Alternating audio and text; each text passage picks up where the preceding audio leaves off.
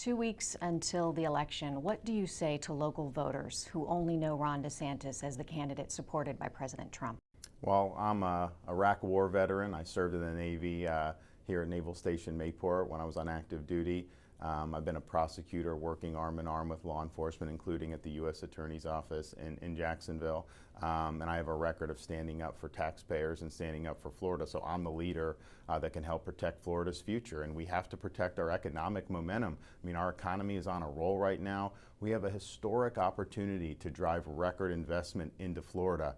But you got to have good policies if you want that to happen. You know, my opponent's running on a 40% tax increase that would stop our economy cold and really cause loss of jobs and loss of business. I'm also the candidate that can protect and improve Florida's environment and water quality. You know, the water is the lifeblood of our state, really all across the board. There's some acute problems in Southwest Florida and on the Treasure Coast. We need to deal with that because that's what drives tourism and that's what drives our quality of life. And I'm also the candidate that can protect our local communities. Been endorsed by a huge number of sheriffs, by the Police Benevolent Association, by people all across the state because they understand I will stand with law enforcement and I have a record of keeping our community safe. You know, my opponent, Andrew Gillum, he presides over one of the most crime-ridden cities, Tallahassee, in the state. They had a record number of murders last year, and he wants to abolish immigration and custom enforcement. Said he won't cooperate if you have criminal illegal aliens in Florida. That is not what we want to do. We're here to learn about you. We know how you feel about your opponent for sure. That, in fact, the day after the primary, you made a comment that many perceived as being racist. But it wasn't. I mean, that's the thing. This is, we've got to get, no. It was used as a political weapon, I think unsuccessfully, but we've got to get beyond this political correctness. We've got to get beyond trying to smear people. The fact of the matter is, you know, if you look at my record, you know, when I was downrange in Iraq, it didn't matter what race you were. We all had the same uniform on. We all wore that American flag patch on our shoulder. We worked together. When I was a prosecutor, we stood up for victims of every race, color, and creed, and it didn't matter. And as governor, you know, I'll be a governor for all the people, period, end of story. I'm not going to be cowed by political correctness, and I'm not going to allow people in the media to try to smear me because I have people come up to me every single time saying they would never put themselves out for public office because they know how it is and how they get treated by the press is so unfair, particularly if you're a Republican. That's just the bottom line. Members of the black community who perceive that as racist, how do you answer Actually, their I'll tell you what. I've had folks come up to me say, you know what, I'm a Democrat, I'm not going to vote for you, but what they're doing to you is BS. I think people are sick of it. What do you say to members of the African American community who think Ron DeSantis is out of touch and can't lead based on the issues that are important to them? That's totally false. I mean, just think about something, you know, let's look at education. I'm a supporter of our scholarship program, Step Up for Students, that disproportionately benefits African American students here in the state of Florida. It's been a rip-roaring success. Andrew wants to eliminate that program. That would throw 40,000 African American students back effectively with no good school to go to. And so I believe that that's something that's important. I believe regardless of your circumstances, if we're given the tools you need to succeed and you work hard, you should be able to succeed. And so that's a type of program, you know, that I'm a big supporter of. So it's just not something that I think, you know, people understand politics. It's like you try to figure out whatever you can to attack somebody, but that's not ultimately, you know, the direction we need to go. We need to focus on the issues. From Northeast Florida, you're very familiar with the uptick in gun violence that Jacksonville's been dealing with. It's disproportionately in the urban neighborhoods. The sheriff, the mayor, Melissa Nelson have talked about gang problems. What is your approach? Because over the last 20 years that I've been here, it seems every approach has been taken from community-based, from the faith community. What's your feeling about it? Well, I mean, you do need to actually have justice. I mean, I hope you can deal with this stuff, you know, and have intervention so that some of this stuff doesn't get out of control with people. But at the end of the day, you got to hold people accountable. And I will stand with law enforcement and we will hold these people accountable. That's just the bottom line.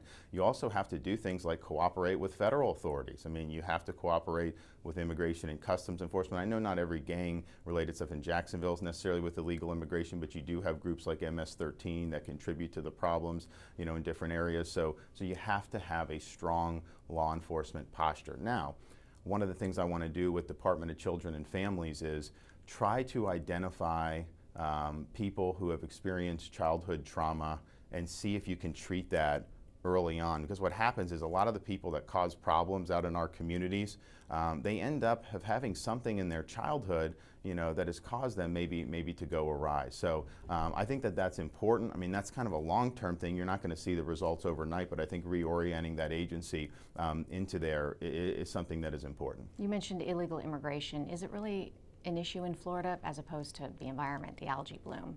Are there bigger fish to fry? No, obviously there's a whole host of important issues. I mean, it's not like it's the only one, but I mean, think about it. The opioid epidemic right now is not being driven primarily by prescription opioids. I mean, that has been an issue. Prescriptions are down. The legislature just did a bill to really narrow the focus of the prescriptions. What's driving the opioid epidemic is the fentanyl. So you have fentanyl being manufactured in China. They're sending it to Central America, and that's being brought across the southern border. So obviously, candidates that support open borders, you're basically inviting more opioid. But when you have things like the caravan that we see coming, that's a wet kiss to the drug cartels. They're able to move more product in here. They're able to move some of their people in here. So dealing with opioids, I want to have treatment for people. I think that's important. I'd like in the schools there to be a focus on teaching young people to kind of identify some of the problems and some of the warning signs that you see with addiction. And I think that could help. But at the end of the day, you got to fight the stuff coming in. So I'd be very tough on people who are peddling fentanyl. I would give them very stiff sentences, but I think you have to be willing to cooperate with the federal government because it really is a joint effort if you want to battle the opioid epidemic. Let's circle back to education. Very important to parents here. We're home to the best school district in Florida, in St. Johns County. You've said the way to improve education in Florida is by helping to boost the economy and also empowering parents to make good decisions for their kids. Local parents who want more specifics.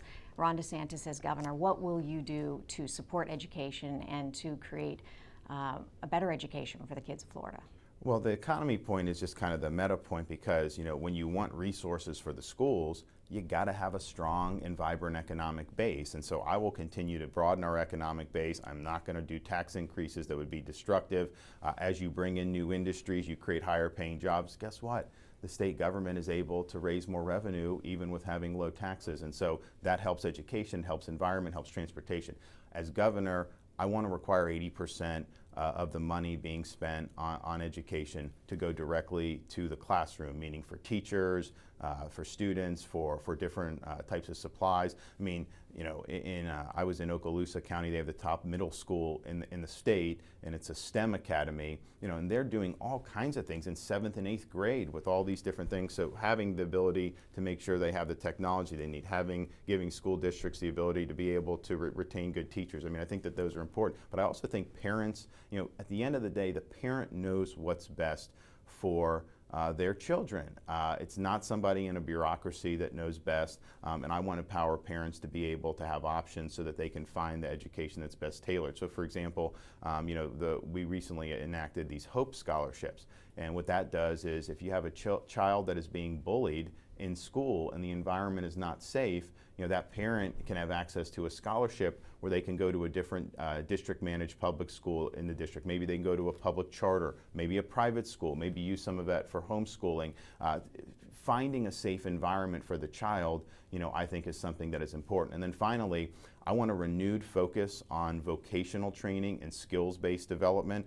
I'm somebody that worked hard to do, college and advanced degree, and I think that's good for a lot of people, but it's not the only way you can be successful. And I don't think we want to say, go to college, go $100,000 in debt, get a degree in zombie studies, and then what? You come out and you don't necessarily have great job prospects. So providing opportunities for people to get concrete skills, some of the traditional skilled trades, but also things like technology and computers.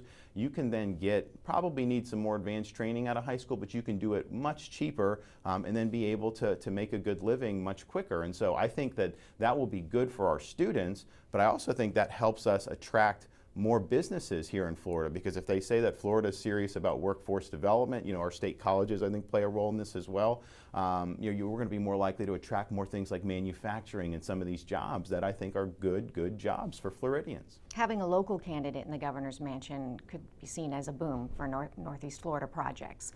dredging. Governor Scott has been hesitant to commit state dollars, wanting to know the return on investment. What would be your approach to, first of all, do you support dredging, and would you be willing to commit state dollars to do it? I think I would. I mean, obviously you have to see the exact proposal, but I think if you look at deepening Jacksport, I mean, I've actually worked on a lot of that in the federal. I mean, we've provided a lot of support federally. I think it's important. You're expanding the capacity of what can go through Jacksport. That's really an engine, I think, for Northeast Florida. So it's something that I have been supportive of, and it's something I obviously will be supportive of as governor. You've said your challenger has no idea how things work in Washington. You were a member of Congress during the last 3 years when the federal deficit went from $585 billion to $665 to right now $779 billion. As governor of Florida, what's your fiscal approach? Well, I voted against the big spending bills, just for the record on that. And I think Washington does have a spending problem. I wish that Republican majorities could solve it, but the fact of the matter is, we don't have a majority in the Congress right now who really believe in watching taxpayer dollars, unfortunately. I mean, there's a lot of that.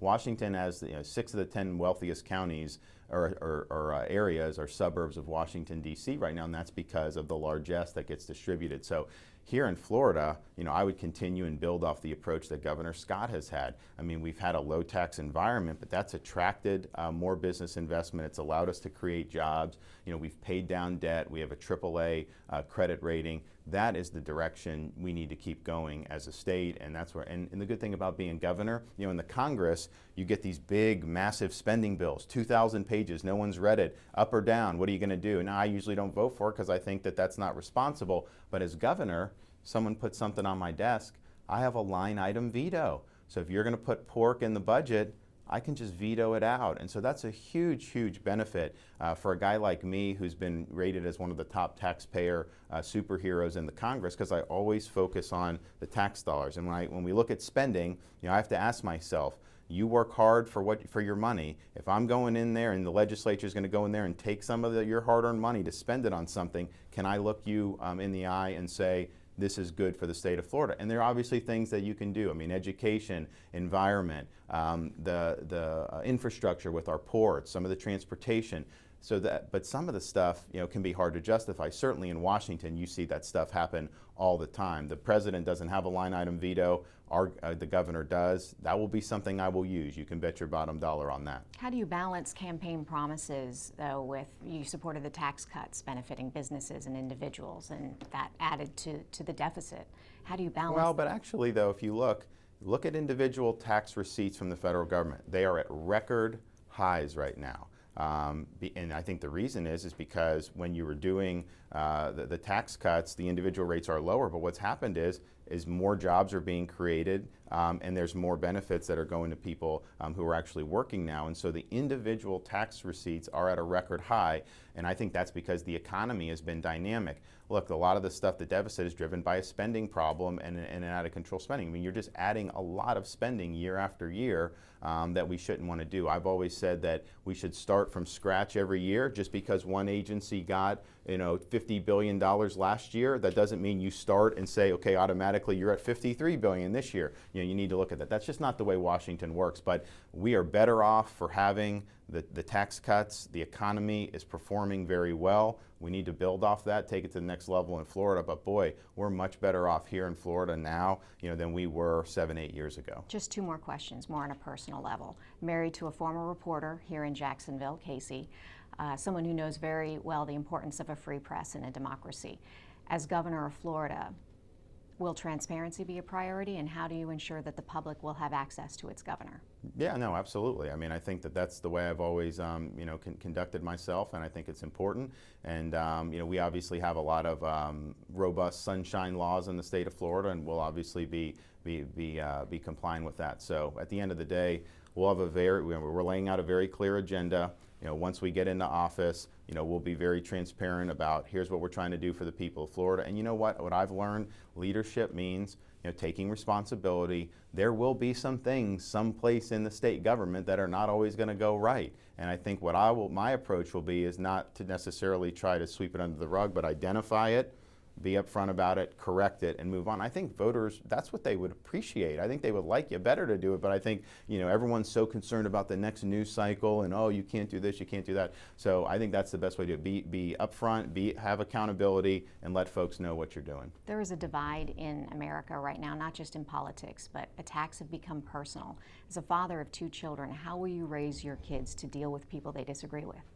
Well, look, I've always been somebody who will work with people. I mean, I've never taken politics personally. Now, part of it is I've been in different segments of my life. I mean, I've been in very liberal institutions. I've been in, more conservative. I've been in some that are in between. So you end up dealing with people who may have different views than you. But I can tell you, since I got into elected office, and I think particularly since the president's got elected, what I've seen are people on the other side who really just don't like you if you disagree with them. I mean, I was at the congressional baseball practice when, the Bernie Sanders activist shot Steve Scalise and tried to shoot, some of my teammates. And it was all because he was so upset politically, they would actually go and just try to take out 10, 15 members of Congress like that. So I think it's gotten, out of control in terms of the environment. I mean, you see some. How do you talk to your kids about that, though? How do you raise them to be accepting, to work with the other side, to be kind? Well, I think that's you just do that. I mean, that's just the way it goes. I mean, hopefully this phase is something that will be different by the time they get of age to really understand politics.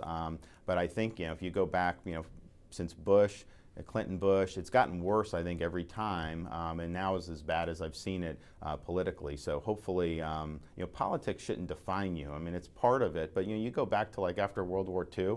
I mean, the fact that the guys that came back from storming the beaches of Normandy, I mean, they were Republicans, Democrats, like that was not even close to one of the most important things that they had. Now it seems like there's the political tribalism, and then everything is within that. That's not good for society. And so what I would tell them is, hopefully they have better judgment than they get into politics, quite frankly. But I mean, they can do what they want to do. But what I would say is, if you're going to disagree with people, do it, fight for your principles, be tough, don't back down, but understand, next week there may be a different issue that comes up where you may need to work with that, and maybe those folks will be with you on an issue. So that's kind of how I've always tried to do it. Thank you for your time. Thank you. Yep.